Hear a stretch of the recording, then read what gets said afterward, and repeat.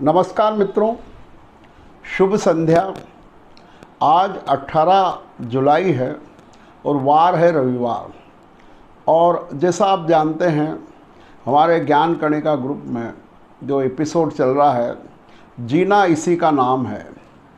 इस एपिसोड के अर्धशतक पार करते हुए कल हमने 52वां एपिसोड सुना, जिसमें आदरणीय प्राचार्य महोदय श्री प्रकाश चंद्र जी जैन साहब जयपुर ने अपने अति महत्वपूर्ण विषय पर अपने विचार प्रस्तुत किए। उनका जो विषय है वो हमारे जीवन में अति उपयोगी है। उन्होंने जीवन निर्माण, जीवन निर्वाह और जीवन निर्वाण उस पर अपनी बात कही। ये निर्माण और निर्वाण में फ़र्क है, बहुत बारीक फ़र्क शब्दों में है, पर उद्देश्य में बहुत मौलिक अंतर है। निर्वाण का रास्ता संसार से जस्ट अपोजिट है। तो ये जो निर्वाण है, इसके बारे में कल उन्होंने जो बातें कही, उम्मीद है आप सब उसको बहुत ध्यानपूर्वक देखेंगे। आज हम एक और महान अतिथि को लेकर फिर से उपस्थित हैं। आज के हमारे आमंत्रित अतिथि हैं श्री डॉक्टर धर्मचंद जी जैन साहब जोधपुर। मैंने जब उन्हें अपने सेकंड एपिसोड के लिए संपर्क किया तो उन्होंने बहुत ही कहना चाहिए मेरे आग्रह को मानते हुए फिर से उन्होंने एक और एपिसोड प्रेषित किया है। मैं उनका बहुत बहुत आभार व्यक्त करता हूं कि उनकी छाया, उनका मार्गदर्शन इस जीना इसी का नाम है एपिसोड पर पर्याप्त रूप से उनकी वर्षा हो रही है, ज्ञान रूपी वर्षा। और ये जो आज विषय लिया है, ये एक बहुत मौजूद विषय है, बहुत रिलेवेंट विषय है। और इस विषय में डॉक्टर साहब बताएंगे कि किस प्रकार से हमारा पूर्वाल समाज उससे प्रभावित है और किस प्रकार से हमको इस मामले में अपना दृष्टिकोण रखना है। और इसी के साथ साथ उन्होंने शास्त्रोक्त बहुत सारे उदाहरण देकर बहुत सी बातें स्पष्ट की हैं। और वो विषय है देवी देवता और हम। अब ये इतना बढ़िया विषय है जिस पर निश्चित रूप से हम सब लोग प्रभावित हैं। तो हमारे संबंधित विषय है हमारे पूर्वाल समाज का। तो आशा है आपको इस विषय पर उनके गहन चिंतन का, गहन ज्ञान का अनुभव होगा। उन्होंने इस विषय को बहुत ही अच्छे से एक्सप्लेन किया है। मुझे उम्मीद है कि निश्चित रूप से हम सब के लिए ये लाभदायक होगा। तो मैं प्रस्तुत कर रहा हूँ आदरणीय, परम आदरणीय डॉक्टर धर्मचंद जी जैन साहब जयपुर को। नमस्ते। नमो जिनाणम जिय भयाणम। जीना इसी का नाम है। इस श्रृंखला में आज मुझे पुनः उपस्थित होने का सौभाग्य प्राप्त हुआ है। आप सभी का हार्दिक अभिनंदन करता हूं और विशेष रूप से प्रोफेसर विमल कुमार जी जैन का धन्यवाद ज्ञापित करता हूं कि वे निरंतर इस श्रृंखला का संचालन करते हुए समाज में जागृति ला रहे हैं। मैं आज जिस विषय पर कुछ चर्चा करना चाहूँगा वह विषय है देवी देवता और हम। पूर्वाल समाज बड़ा गौरवशाली समाज है और ये प्रगतिशील समाज है। समाज ने आज बहुत विकास किया है। आज से 30-40 वर्ष पूर्व के समाज पर दृष्टिपात करें तो ज्ञात होता है कि हमारे समाज में पढ़े लिखे लोग अधिक नहीं होते थे। 10वीं 12वीं कक्षा पढ़ ली तो बहुत था और व्यापार में लग जाते थे, छोटा मोटा धंधा कर लेते थे, चाहे कपड़े का व्यापार हो, नमकीन का व्यापार हो या अन्य व्यापार हो। और जो महिलाएं हैं उनमें तो 5वीं 8वीं, अधिकतम 10वीं और कोई अधिकतर अशिक्षित महिलाएं होती थी। तो शिक्षा का बड़ा प्रचार प्रसार हुआ है। आज की नई पीढ़ी बहुत पढ़ी लिखी है, इंजीनियर हैं, डॉक्टर हैं, प्रोफेसर हैं, प्रशासनिक अधिकारी हैं, सीए हैं, बहुत सारे पदों पर महिलाएं भी हैं और पुरुष भी हैं। तो ये हमारे समाज का सौभाग्य है कि समाज निरंतर विकास के पथ पर आगे बढ़ रहा है। और इस समाज की कुछ विशेषताएं भी हैं, जैसे यह समाज सुख दुख में बड़ा एक दूसरे का सहयोगी होता है। सब रिश्तेदार एक दूसरे के घर पहुंचते हैं। कोरोना काल को छोड़ दें तो अन्यथा शादी ब्याह हो या मरण का समय सभी रिश्तेदार एक दूसरे के यहाँ पहुँचते हैं। ये इस समाज की विशेषता है। इसी प्रकार से शादी ब्याह में धर्म स्थान पर पैसा चढ़ाना या कुछ न कुछ सहयोग राशि देना, ये भी इस समाज की विशेषता है। अनेक विशेषताएं होते हुए भी मुझे जो समाज में एक दोष नज़र आता है वो ये कि हम देवी देवताओं पर बहुत विश्वास करते हैं। देवता की रसोई होती रहती है और भूत प्रेत की बाधाओं को भी स्वीकार करते हैं। समाज में आज से 30 बरस पहले भूत प्रेत की बाधाएं ज़्यादा होती थी, शिक्षा के कारण अब कम तो हो गई हैं, पर फिर भी अभी अस्तित्व है। इसी प्रकार से देवताओं की रसोई पहले ज़्यादा हुआ करती थी, अब कम हुई हैं, किंतु अभी भी वो प्रचलित हैं। इस विषय पर विचार करना चाहिए हमको, क्योंकि हमारी जो मान्यताएं हैं, धारणाएं हैं, उनमें कहीं दोष तो नहीं। ये अगर हम विचार पूर्वक इस चिंतन करते हैं, इस पर कुछ निर्णय लेते हैं, तो संभव है हमारा और समाज आगे प्रगति करे। प्रायः जो भूत प्रेत की बाधाएं होती हैं वो मानसिक रोग होते हैं। भूत प्रेत की बाधाएं बाहर से हमको कोई भूत और प्रेत नहीं लगता। हम बचपन में देखते थे कि कहीं वायु तेज़ी से चलकर आती थी और एक भ्रमर के रूप में वायु घूमती थी, बबुलिया जिसको बोलते थे। लोग कहते थे कि ये भूत आ गया है, तो हम उसको भूत समझते थे। इसी तरह से बाहर कभी अंधेरे में जाते, पेशाब करने भी हम बच्चे निकलते तो हमको डर लगता था कि कहीं भूत नहीं आ जावे, कोई हमको किसी तरह की प्रेतात्मा नहीं सताने लगे। इस तरह का भय हमारे में व्याप्त रहता था कि हमारे संस्कार थे इस तरह के कि हम भूत प्रेत की बाधाओं को मानते थे, और आज भी कुछ लोग मानते हैं। तो उससे हम भीतर में भय का अनुभव करते हैं और वह अवधारणा हमारे भीतर प्रवेश कर जाती है, जिससे हम उस दुख का अनुभव करते हैं और अन्य प्रेतात्मा या कहें कि अन्य आत्मा का प्रवेश हो गया ऐसा स्वीकार करने लगते हैं और वो हमको दुख देता है ऐसा मानने लगते हैं। पर वास्तव में ये मनोरोग होता है, भय के कारण, आशंका के कारण ये पैदा हो जाया करता है। इसकी चिकित्सा हो सकती है, मानसिक रूप से चिकित्सा हो सकती है, और परिवार में यदि प्रेम का वातावरण हो, कुंठा का वातावरण नहीं हो, वासना का वातावरण नहीं हो, तो इस प्रकार के रोग पैदा नहीं होंगे। इन रोगों के पैदा होने के और भी कारण हो सकते हैं, जिनमें हमारी इच्छाओं की पूर्ति नहीं होना विशेष रूप से है। हम जैसा चाहते हैं वैसा नहीं होता है, तो हम इस तरह की बाधा से अपने को ग्रस्त स्वीकार करने लगते हैं। परिवार में इस प्रकार के लोग ग्रस्त हो जाया करते हैं।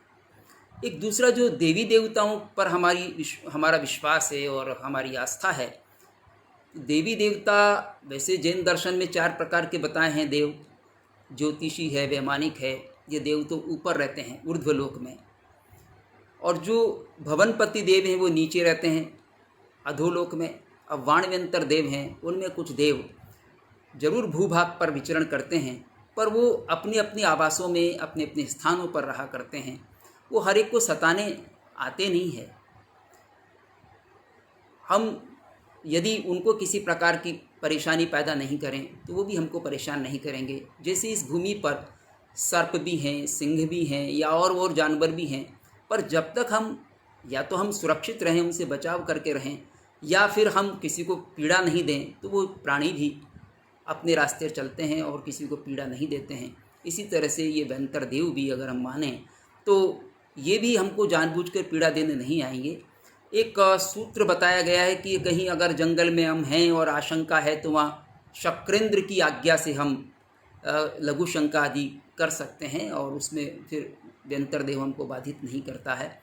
इस प्रकार की एक प्रक्रिया बताई गई है। तो हम इस तरह के एक साधन अपना सकते हैं। बाकी मानसिक रूप से हम जो भय का अनुभव करके और उनसे अपने को ग्रस्त अनुभव करते हैं, उसकी आवश्यकता नहीं है। देवी देवताओं की जो रसोई की बात है, तो देवी देवता कुछ हमारे लोगों को देवी देवता आते हैं, भाव आते हैं उनको, और वो शरीर में उसका पूरा प्रभाव दिखाते हैं। तो कई बार ये कुछ नाटक भी होते हैं। जिन लोगों की इच्छाएं दमित रह जाती हैं, जिनको पूरा सम्मान नहीं मिलता समाज में, वो लोग सम्मान प्राप्ति के लिए भी इस प्रकार से अपने में देवी देवता लाने लगते हैं और नाटक रूप में ही सही ले वो लोगों को आकर्षित करते हैं, लोग उनके पास पहुंचते हैं और उनको लोगों के बारे में जैसा मालूम होता है उसके अनुसार वो सूचनाएं देते हैं, उनको समाधान देते हैं, समस्याओं का निराकरण करते हैं और वो ये भी सुझाते हैं कि आपने रसोई नहीं की इतने दिनों से, आप रसोई करो। रसोई करने के लिए फिर हम मानस बना लेते हैं और देवी देवताओं की रसोई होती रहती, राती जगह होता है, पूरी रात्रि जागरण करते हैं और रसोई करते हैं। ये हमारी एक केवल धारणा है, मानसिक धारणा है और इस धारणा के कारण हम इस प्रकार समझते हैं कि ऐसा करने से हमारा समाधान हो जाएगा। पर ये समाधान होगा कि नहीं होगा ये पूरा पक्का नहीं कहा जा सकता। कई बार परिवार में विवाह नहीं होता है, धंधा नहीं होता है या अन्य परेशानी होती है, तो हम इन परेशानियों को दूर करने के लिए इस प्रकार के उपाय किया करते हैं। पर इनके समाधान कितनों को किस तरह प्राप्त हुई ये भी विचारणीय है। अधिकतर हमारे मन की शंका ही दूर होती है, उसके अलावा कोई वास्तविक समाधान होता हो ये ध्यान में नहीं आता है। तो जो देवी देवताओं की मान्यता हमारे मस्तिष्क में है उस पर पुनर्विचार करने की आवश्यकता है कि ये देवी देवता क्या वास्तव में हमको दुखी करते हैं। एक हम ये मानते हैं कि हमारे परिवार में से किसी की मृत्यु हुई और वो हमको शरीर में आकर के हमको देवी देवता के रूप में हमको भाव आने लगते हैं और पूर्वज को इस प्रकार से मानते हैं। जैन दर्शन ये कहता है कि जिस व्यक्ति की मृत्यु हुई है वह देवलोक में जाए या कहीं भी जाए 4 समय अधिक से 5 समय में ही जन्म ग्रहण कर लेता है। और समय कितना सूक्ष्म होता है जैन दर्शन में, हम पलक झपकते इतनी देर में तो असंख्यात समय बीत जाते हैं, तो उसका तो जन्म हो जाता है। तो कोई इधर उधर भटकता नहीं है कोई जीव, और वो हमको कोई दुखी नहीं करता है, कोई प्रेत बन करके नहीं आता है। तो प्रेत भूत का ये जो कॉन्सेप्ट है ये हमारी प्राचीन धारणा रही है और इसमें कई बार हम गलत विश्वास भी करते हैं, गलत धारणा भी अपना लेते हैं और इस तरह का भरोसा करके, जैसे गांव में कई बार होता है कि टोना टोटका चलता है, वो भी अंधविश्वास से चलता है। उसी प्रकार का एक ये भी हमारा विश्वास हो सकता है, सही नहीं हो, इस पर हमको ठीक से विचार करना चाहिए और शिक्षा के साथ साथ इन जो परंपराएं चल रही, प्राचीन परंपराएं, उन परंपराओं पर भी पुनः विचार करना चाहिए। आज वैज्ञानिक युग है और वैज्ञानिक युग में इन समस्याओं के समाधान भी हमको प्राप्त हैं।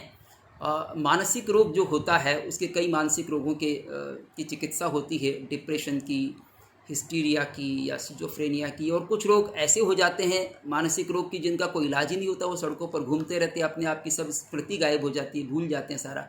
तो हमारा जो शरीर का तंत्र है, वो शरीर का तंत्र कहाँ प्रभावित हो जाता है वो हमको ज्ञात नहीं होता। और जो रोगी ग्रस्त होता है भूत प्रेत आदि से, उसको भी पता नहीं होता कि वो इस प्रकार से मानसिक रोगी है, वो दूसरा ही उसका स्वरूप समझ सकता है। तो हम ज़्यादा सोचें नहीं, चिंता नहीं करें, ज़्यादा हमारी कुंठाएं पैदा नहीं करें और उसके कारण से भयभीत नहीं हो, और ऐसा नहीं समझें कि कोई हमारे में आत्मा प्रवेश कर जाएगी, हमको दुखी करेगी, इस प्रकार की धारणा हम नहीं रखेंगे। तो इससे हम काफ़ी अंशों में बचे रह सकते हैं और अपने को मानसिक रूप से स्वस्थ रह सकते हैं। मानसिक स्वस्थता आवश्यक है। मानसिक स्वस्थता जब नहीं होती और गलत विचार रखते हैं तो इस प्रकार हम रोगाक्रांत हो जाते हैं।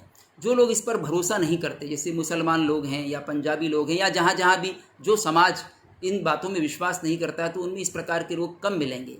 जहाँ विश्वास किया जाता है वहाँ ऐसा भी रोग पैदा हो जाता है। जैसे कोई छोटी छोटी बातों में अंधविश्वास रखता हूँ, बिल्ली काट गई तो दिन भर, और ये बिल्ली काट गई पता नहीं क्या अनिष्ट हो जाएगा, रास्ता काट गई अब मेरा पता नहीं क्या अनिष्ट होगा, तो वो वही व्यक्ति सोचेगा जो इस प्रकार का विश्वास रखता है। पर जो ऐसा विश्वास नहीं रखता है, तो जानवर हैं, आते जाते हैं, इधर से रास्ता उधर, उसको तो भी जाना ही, हम जाते हैं वैसे वो चला जाता है। इस तरह का अगर हम विचार रखते हैं तो हमको कोई आशंका नहीं होगी कि हमारा कोई अनिष्ट होने वाला है। ये चीज़ें धीरे धीरे हमारे मस्तिष्क में प्रवेश करती हैं और फिर संस्कार जमा लेती है, उसके अनुसार ही हम जिया करते हैं। तो व्यक्ति के जैसे विचार होते हैं उसके अनुसार उसका आचरण होता है, उसका जीवन होता है। तो हम अगर हमारे विचारों में संशोधन करते हैं तो हमारा आचरण भी अच्छा बनेगा, इसमें कोई दो राय नहीं है। आगम तो ये कहता है कि जैसे दशमकालिक सूत्र में कहा है, धम्मो मंगल मुक्तिष्ठम अहिंसा संयमो तवो देवावीतम नमन संति जस धम्मे सयामणो। धर्म उत्कृष्ट मंगल है और वो अहिंसा, संयम और तप रूप है।